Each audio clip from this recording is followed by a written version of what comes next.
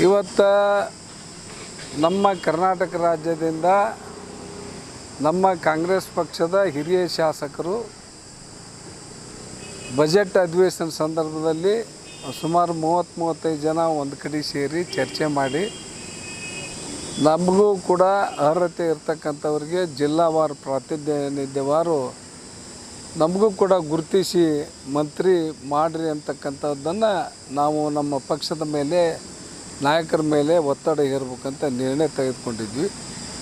ಆ ಪ್ರಕಾರ ಇವತ್ತು ದಿಲ್ಲಿಗೆ ನಾವೆಲ್ಲರೂ ಕೂಡ ಅವರು ವೇಳೆಯನ್ನು ಕೂಡ ಕೊಟ್ಟಾರೆ. ನಮ್ಮ ಮಾನ್ಯ ನಾಯಕರು ಸನ್ಮಾನ್ಯ ಮಲ್ಲಿಕಾರ್ಜುನ್ ಖರ್ಗೆಜಿಯವರಾಗಲಿ, ರಾಹುಲ್ ಗಾಂಧೀಜಿಯವರಾಗಲಿ, ಸೋನಿಯಾ ಗಾಂಧೀಜಿಯವರಾಗಲಿ ಮತ್ತು ವೇಣುಗೋಪಾಲರು ಮತ್ತು ರಣದೀಪ್ ಸಿಂಗ್ ಸುರ್ಜೇವಾಲರು ಕೂಡ ನಮಗೆ ನಾಳೆ ಭೇಟಿಯಾಗಲಿಕ್ಕೆ ಅವಕಾಶವನ್ನು ಕೊಟ್ಟಾರೆ.